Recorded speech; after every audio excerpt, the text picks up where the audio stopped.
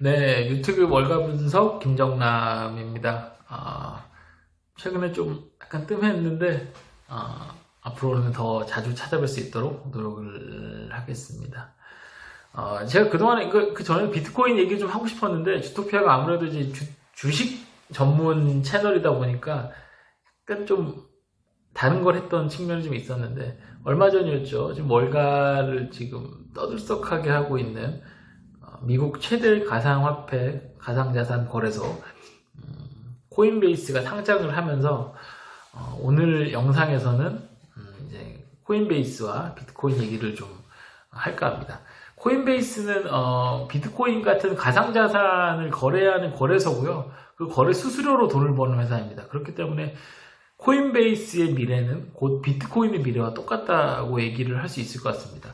그래서 영상이 좀 길어질 수 있으니까 두 개로 좀 나눠서 오늘은 비트코인의 미래, 그러니까 비트코인은 어떻게 이렇게 가격이 많이 올랐는가, 그리고 비트코인이 최근에 안전자산으로서의 가능성에 대한 평가가 조금씩 나오고 있는데 그 내용은 무엇인가에 대해서 조금씩 얘기를 나눠보도록 하겠습니다. 일단 지금 코인베이스가 3거래일 거래가 됐는데 종가가 342달러입니다. 뭐 전혀 예상하지 못한 수준은 아닌데 그럼에도 불구하고 기존 예상보다는 굉장히 높은 수준이고 매우 선전하고 있습니다. 지금 시가총액을 보면 910억 달러니까 뭐 블랙락이라든가 뭐 HSBC, 뭐 골드만삭스, 뭐 스퀘어, 뭐 이런 월가 굴지의 그런 금융 서비스 회사들이 뭐 사실 가시권에 있습니다. 그러니까 단박에 거의 뭐 상장하자마자 월가에서 가장 주목받는 금융 서비스 회사가 됐다. 뭐 이렇게 생각을 하시면 될 것 같고 그만큼 투자자들이 비트코인에 대한 코인베이스에 대한 기대가 크다. 이렇게 지금 생각을 하시면 될 것 같습니다. 비트코인 가격이 여기 지금 오늘 시간으로 여기 미국이 일요일 한 10시, 11시 정도 되는데 지금 비트코인 가격을 보니까 한 개당 한 5만 한 6천, 7천 달러 정도 됐습니다. 지금 최근에 한 6만 달러가 넘었는데 약간 최근에 하락세이긴 하지만 1년 전에 비트코인 가격이 한 7천 달러대였습니다. 그렇기 때문에 지금 굉장히 많이 오른 상태라고 봐야 되고요. 굉장히 2017년 말에 이어서 두 번째 강세장이 왔다. 이렇게 볼 수 있을 것 같습니다. 지금 비트코인 가격이 왜 이렇게 오르는가에 대해서는 제가 한 세 가지 정도로 포인트를 좀 찍어 드리려고 합니다.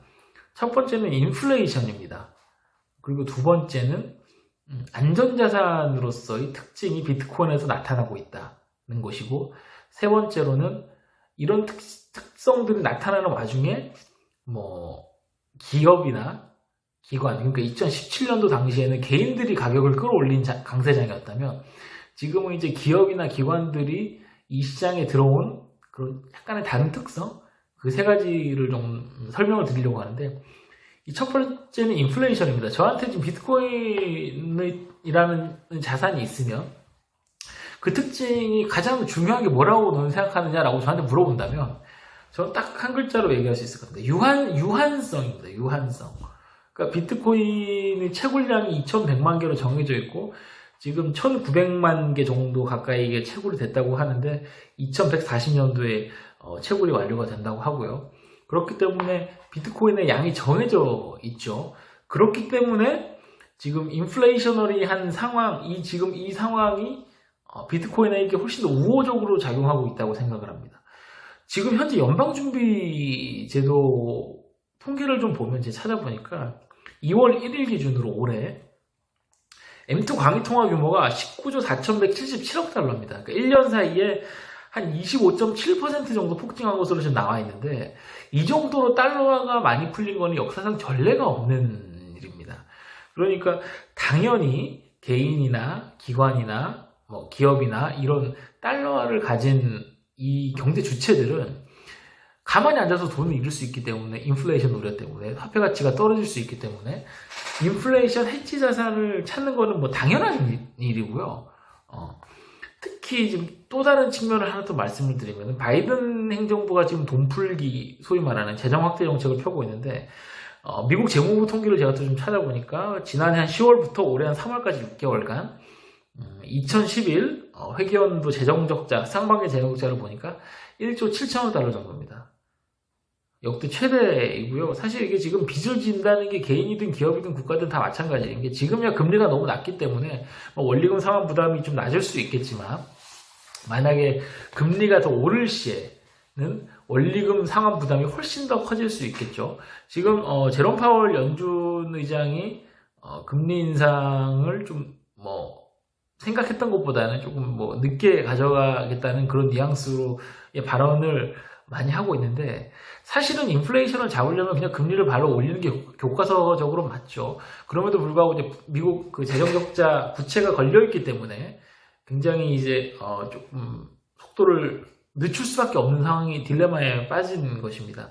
이건 다시 말해서 인플레이션을 잡는다는 게 생각만큼 그렇게 쉽지는 않을 거다라는 추정을 가능하게 합니다.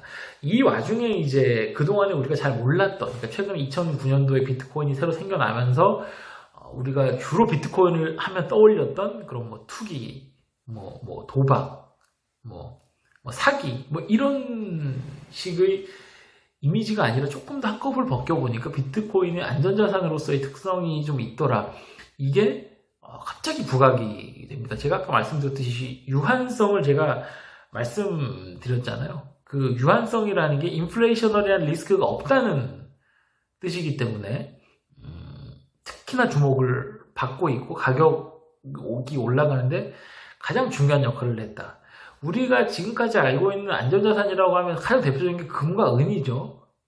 그런데 최근에 비트코인이 올랐던 이 기간 동안 아니면 1년 정도를 봤을 때 비트코인이 어마어마하게 가격이 많이 올랐다면 금과 같은 경우는 가격이 많이 떨어졌습니다. 금도 사실 가장 큰 특징이 땅에 묻혀있는 금의 양이 유한하다는 무한정 금이 있는 건 아니니까요. 금의 공급량이 매우 낮은 속도로 정해져 있다는 그 유한성에 기초해서 어떻게 보면 안전자산의 특성이 가장 잘 나타나 있는 자산인데 금 가격은 오히려 최근에 떨어지고 있습니다. 그래서 이제 월가에서 실제로 나오고 있는 얘기들이 기관이나 이런 기업들 이런 곳에서 인플레이션 해지 자산을 찾는데 금보다는 비트코인으로 조금 더 돈을 태웠다더라 라는 얘기들이 정말 실제로 나오고 있는 그런 얘기들입니다. 이 와중에 이제 2017년도의 강세 장관은 전혀 다른 얘기들, 그러니까 2017년도 당시에는 순전히 개인들이 가격을 밀어 올렸다면 이번 같은 경우는 기관과 기업들이 가격을 끌어올리는, 그러니까 지금 가장 대표적인 회사가 테슬라죠. 그리고 이제 세계에서 가장 크다는 자산운용사인 블랙락 같은 경우도 굉장히 비트코인에 지금 우호적인 발언들을 쏟아내고 있고요. 그렇기 때문에 훨씬 더 가격 지지선이 있을 것이다 라는 겁니다. 비트코인을 둘러싸고 실체가 없다는 비판들 많이 있습니다. 사실 실체가 없다는 건 사실이고요. 비트코인이 주식처럼, 기업이죠. 기업처럼 현금을 창출할 수 있는 자산도 아니고, 그렇다고 원유나 예를 들어 철광석, 구리, 아연 이런 것처럼 산업 수요가 있는 것도 아니고, 옥수수나 대두유 같이 이렇게 이런 그 곡물처럼 뭐라 그럴까요? 좀 이렇게 실체가 있는 게 아니죠. 그렇기 때문에 오로지 수요와 공급만으로 비트코인의 가격은 결정이 되는 겁니다.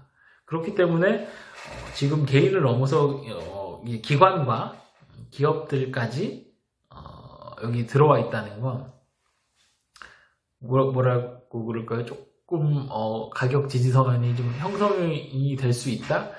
견조한 수요가 이루어지고 있다? 라고 보는 게 합리적일 것 같습니다. 사실 가격이라는 거는 앞으로 어떻게 비트코인 가격이 될 것이냐에 대해서는 예측할 수 있는 사람이 없죠. 이게 불가능한 영역이기 때문에. 하지만 2017년도 말 당시에 불과 한 2개월 정도 강세장이 지속이 됐으니까, 그 이후로 바로 폭락을 했으니까, 그런 식의 폭락장이 오는 것은 조금 그때보다 가능성이 낮아지지 않았나. 그러니까 최근에도 보면 개당 한 5만 달러 정도에서 가격 지지력이 있는 것으로 이제 확인이 되는데, 그 정도 선에서 조금 가격이 그 지지를 받지 않겠냐라는 시각들이 사실 많이 있습니다. 지금 이 영상이 좀 길어서 이 다음 영상에서도 다시 코인베이스나 비트코인에 대한 얘기들 조금 더 나눠보도록 하겠습니다. 지금까지 김정남이었습니다.